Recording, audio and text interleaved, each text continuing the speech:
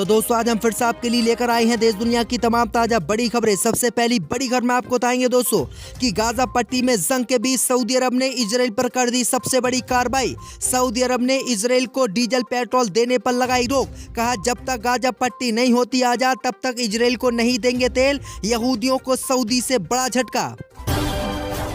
Gaza पट्टी में 3 महीने जंग लड़ने के बाद इजराइल की सेना ने हमास से मानी हार। इजराइल ने 2 महीने के लिए युद्ध रोकने का हमास को दिया प्रस्ताव। सामने रखी शर्त। हमास बोला जब तक गाजा नहीं होता आजाद तब तक नहीं रोकेंगे जंग। राम मंदिर की प्राण प्रतिष्ठा के दौरान उत्तर प्रदेश में डीजे पर विवादित गाने बजाकर हुड़दंग मचाने वाले भगवाधारियों पर टूटा अल्लाह का कहर। अचानक ही डीजे में आया करंट, 9 भगवाधारियों की मौके पर मौत। उत्तर प्रदेश के बाद गुजरात में मुसलमानों के क्षेत्र में जाकर हिंदुओं ने मचाया आतंक, तो मुसलमानों ने कर दी पिटाई। राम मंदिर की शोभा यात्रा पर चला दिए ईंट पत्थर, कई अंधभक्त हुए घायल। हमास का समर्थन करने वाले हूतियों पर अमेरिका ब्रिटेन की सेना ने फिर से किया हमला। यमन के कई ठिकानों पर कर दी बमबारी। हूतीस बोले लेकर रहेंगे आपसे बदला। एक हफ्ते में ही ईरान और पाकिस्तान की दुश्मनी हुई खत्म। 26 जनवरी के लिए हुआ अहम समझौता। ईरान पाकिस्तान फिर बने दोस्त। राम मंदिर के उद्घाटन के तुरंत बाद राम मंदिर में श्रद्धालुओं की एंट्री पर लगी रोक। भारी भीड़ के चलते लिया गया फैसला। तो दोस्तों सभी खबरों को आपको एक-एक कर बताने वाले हैं। वीडियो को लाइक कर चैनल को सब्सक्राइब कर दें। इसी बीच पर तो दोस्तों अगली खबर की ओर। तो गाजा पट्टी में जंग के बीच सऊदी अरब ने इजराइल पर की कार्रवाई। सऊदी अरब ने इजराइल को डीजल पेट्रोल देने पर लगाई रोक। यहूदियों को सऊदी से बड़ा झटका। यह दोस्तों आपको बता दें कि गाजा पट्टी में जंग के बीच सऊदी अरब ने इजराइल के खिलाफ बड़ा एक्शन लिया है। खबर सामने निकल कर आई दोस्तों कि सऊदी अरब की सरकार ने इजराइल को डीजल पेट्रोल देने पर रोक लगा दी है। सऊदी अरब ने साफ कहा है कि जब तक फिलिस्तीनी देश की स्थापना का रास्ता साफ नहीं हो जाता वह इजराइल को डीजल पेट्रोल नहीं देगा। वहीं आपको बता दें कि सऊदी के इस ऐलान के बाद यहूदियों को बड़ा झटका लगा है। आपको बता दें कि इजराइल सबसे ज्यादा तेल सऊदी अरब से खरीदता है और सऊदी अरब के तेल पर ही इजराइल गाजा पट्टी में बमबारी कर रहा है। लेकिन अब सऊदी अरब ने फिलिस्तीन का साथ देते हुए इजराइल को कच्चा तेल देने से इनकार कर दिया, जो इजराइल के लिए बड़ा झटका माना जा रहा है। वहीं आपको बता दें कि एक हफ्ते के भीतर इजराइल के भीतर जो वाहन चल रहे हैं, ट्रक गाड़ियां चल रही हैं, वो सारी की सारी बंद हो जाएंगी क्योंकि सऊदी अरब ने इजराइल को तेल देने से इनकार कर दिया है। इसी बीच पर तो दोस्तों अगली खबर की ओर। तो गाजा पट्टी में इजराइल की सेना ने मानी हार, जीत गया हमास। इजराइल ने 2 महीने के युद्ध विराम का दिया प्रस्ताव। हमास के सामने रख दी शर्त। दोस्तों आपको बता दें कि गाजा पट्टी में इजराइल की सेना हमास से हार गई है और अब हमास से बचने के लिए इजराइल ने हमास को एक प्रस्ताव भेजा है जिसमें युद्ध को 2 महीने तक रोकने की बात कही गई है। ये प्रपोजल कतर और मिस्र के जरिए हमास पर भेजा गया है जो इस लड़ाई में मध्यस्थता की भूमिका निभा रही है। रिपोर्ट के मुताबिक इस डील में हमास के सामने इजराइल ने शर्त रखी है कि गाजा में बंधक बनाए गए सभी लोगों को हमास रिहा करेगा तो इजराइल 2 महीने तक गाजा पट्टी में जंग रोक देगा। अब देखने वाली बात यह होगी क्या हमास के लड़ाके इसके लिए तैयार होते हैं या नहीं। दरअसल आपको बता दें कि गाजा में हमास की ओर से बंधक बनाए गए दर्जनों इजराइल के परिवार वाले सरकार पर काफी दबाव डाले हुए हैं और इजराइल के प्रधानमंत्री के घर के बाहर धरना दे रहे हैं और इसी से इजराइल की खटिया खड़ी हुई पड़ी है और खटिया खड़ी होकर इजराइल अब हमास के सामने पानी भर रहा है। इसी बीच पर तो दोस्तों अगली खबर की ओर। तो राम मंदिर उद्घाटन के दौरान उत्तर प्रदेश में हुड़दंग मचाने वाले भगवाधारियों पर टूटा अल्लाह का कहर। वाहन पर डीजे लाकर गाने बजाने पर लाइन की चपेट में आने से 9 की मौत। दोस्तों आपको बता दें कि कल अयोध्या में राम मंदिर का उद्घाटन हुआ था और राम मंदिर के उद्घाटन के दौरान वाहनों पर लंबे चौड़े डीजे लाकर विवादित गाने बजाकर हुड़दंग मचाने वाले भगवाधारियों पर अल्लाह का कहर टूटा।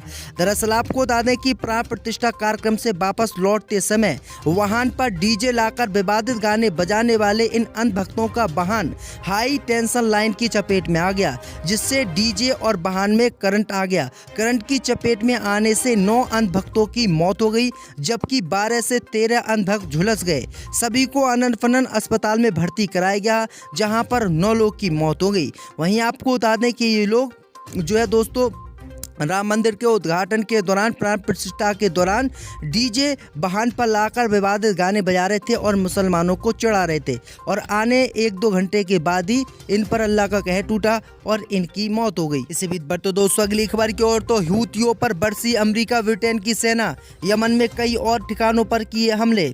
जय दोस्तों आपको बता दें कि हमास के साथ जंग मिलकर लड़ने वाले हूथियों पर अब अमेरिका और ब्रिटेन की सेना ने फिर से हमला किया है। खबर सामने आ रही दोस्तों की अमेरिका और ब्रिटेन की सेनाओं ने सोमवार रात को यमन में ईरान समर्थित हूती विद्रोहियों द्वारा इस्तेमाल किए जा रहे 8 ठिकानों में मौजूद कई ठिकानों पर बमबारी की है। ये दूसरी बार है जब दोनों सहयोगी देशों ने विद्रोहियों की मिसाइल प्रक्षेपण क्षमताओं पर जवाबी हमले किए हैं। दरअसल आपको बता दें कि इजराइल और हमास में जो जंग छिड़ी हुई है उस जंग में हमास का साथ देते हुए हूती विद्रोही लगातार अमेरिका, ब्रिटेन और इजराइल के जहाज़ों पर हमला कर रहे थे और इन्हीं हमलों का जवाब देते हुए आज फिर से अमेरिका, ब्रिटेन की सेना ने हूतियों पर यमन में हमले किए हैं। इसी बीच बढ़ दोस्तों अगली खबर की ओर तो राम मंदिर को लेकर मुसलमानों के क्षेत्र में हिंदूवादी संगठनों ने बजाए विवादित गाने तो गुस्से में आए मुसलमानों ने कर दी पिटाई, मैदान छोड़कर भागे हिंदूवादी संगठनों के कार्यकर्ता। जय दोस्तों आपको बता दें कि राम मंदिर के उद्घाटन को लेकर गुजरात सहित यूपी के कई क्षेत्रों में डीजे बजाकर मुसलमानों के खिलाफ विवादित नारे राम मंदिर को लेकर चलाए गए। इसी मामले से नाराज होकर मुसलमानों ने शोभा यात्रा पर जमकर ईंट पत्थर बरसाए और कई अंधभक्तों को घायल कर दिया। दरअसल आपको बता दें कि गुजरात के बड़ौदरा के बाद उत्तर प्रदेश के कुशीनगर में भी ऐसी घटना सामने आई थी। दरअसल आपको बता दें कि कुशीनगर के कस्या थाना क्षेत्र की ग्राम सभा बरबा बाजार में हिंदूवादी संगठनों की तरफ से शोभा यात्रा निकाली गई थी और इस शोभा यात्रा में मुसलमानों के खिलाफ विवादित गाने बजाए जा रहे थे। इससे नाराज होकर मुसलमानों ने इस शोभा यात्रा को रोका था और विवादित गाने न बजाने की बात कही थी, लेकिन हिंदूवादी संगठन के कार्यकर्ता नहीं माने। इसके बाद गुस्से में आए मुसलमानों ने शोभा यात्रा में शामिल हिंदूवादी संगठनों के कार्यकर्ताओं की पिटाई कर दी और पिटाई के दौरान डीजे छोड़कर हिंदूवादी कार्यकर्ता भाग निकले। तो ये बड़ी अपडेट आ रही दोस्तों। इसी बीच बढ़ते दोस्तों अगली खबर की ओर तो एक हफ्ते में ही ईरान और पाकिस्तान की दुश्मनी हुई खत्म, 26 जनवरी के लिए अहम समझौता। जब दोस्तों आपको बता दें कि ईरान और पाकिस्तान के बीच एक हफ्ते पहले जो दुश्मनी पनपी थी वो अब खत्म हो चुकी है। हवाई हमलों के बाद दोनों देशों के रिश्तों में आई खटास अब मिटने लगी है, संबंध फिर से सुधरने लगे हैं। दोनों देशों ने टेंशन खत्म करने पर सहमति जताई और तनाव को खत्म कर फिर से पुराने संबंध स्थापित करने की घोषणा की। इसको लेकर दोनों देशों के बीच एक समझौता हुआ है। इस समझौते के तहत दोनों देशों के राजदूत 26 जनवरी तक अपने अपने काम पर लौट आएंगे।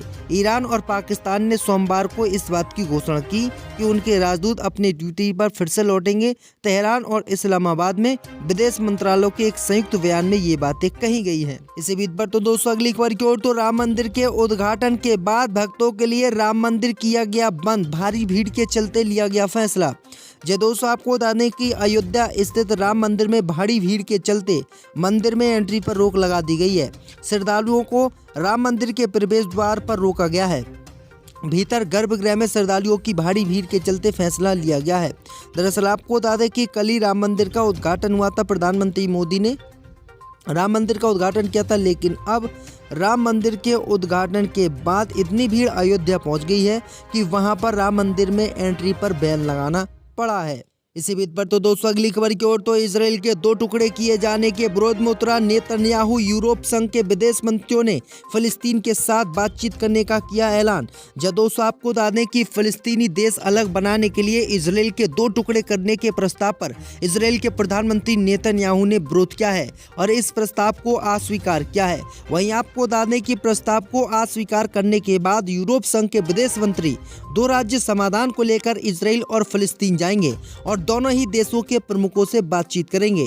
दरअसल आपको बता दें कि कल ही यूएन में एक प्रस्ताव पास हुआ था। इस प्रस्ताव में इसराइल के 2 टुकड़े करके एक पर स्वतंत्र फिलिस्तीनी देश गाजा पट्टी के लिए बनाने की बात कही गई थी, लेकिन आपको बता दें कि इसराइल ने यह बात मानने से इनकार कर दिया था, जिसके बाद यूरोप संघ नाराज हुआ और यूरोप संघ ने इसराइल को फटकार लगाते हुए गाजा में युद्ध रोकने की बात कही। यानी अब इसराइल के 2 टुकड़े होंगे और इन्हीं टुकड़ों पर फिलिस्तीनी देश बसेगा, जो यहूदियों के लिए बड़ा झटका माना जा रहा है। इसी बीच पर तो दोस्तों अगली खबर की ओर, तो राम मंदिर को लेकर मुसलमानों के क्षेत्र में हिंदूवादी संगठनों ने बजाए विवादित गाने, तो गुस्से में आए मुसलमानों ने कर दी पिटाई, मैदान छोड़कर भागे हिंदूवादी संगठनों के कार्यकर्ता। दोस्तों आपको बता दें कि राम मंदिर के उद्घाटन को लेकर गुजरात सहित यूपी के कई क्षेत्रों में डीजे बजाकर मुसलमानों के खिलाफ विवादित नारे राम मंदिर को लेकर चलाए गए। इसी मामले से नाराज होकर मुसलमानों ने शोभा यात्रा पर जमकर ईंट पत्थर बरसाए और कई अन्य भक्तों को घायल कर दिया। दरअसल आपको बता दें कि गुजरात के बड़ौदरा के बाद उत्तर प्रदेश के कुशीनगर में भी ऐसी घटना सामने आई थी। दरअसल आपको बता दें कि कुशीनगर के कस्यत थाना क्षेत्र की ग्राम सभा बरबा बाजार में हिंदूवादी संगठनों की तरफ से शोभा यात्रा निकाली गई थी और इस शोभा यात्रा में मुसलमानों के खिलाफ विवादित गाने बजाए जा रहे थे। इससे नाराज होकर मुसलमानों ने इस शोभा यात्रा को रोका था और विवादित गाने न बजाने की बात कही थी, लेकिन हिंदूवादी संगठन के कार्यकर्ता नहीं माने। इसके बाद गुस्से में आए मुसलमानों ने शोभा यात्रा में शामिल हिंदूवादी संगठनों के कार्यकर्ताओं की पिटाई कर दी और पिटाई के दौरान डीजे छोड़कर हिंदूवादी कार्यकर्ता भाग निकले। तो ये बड़ी अपडेट आ रही दोस्तों।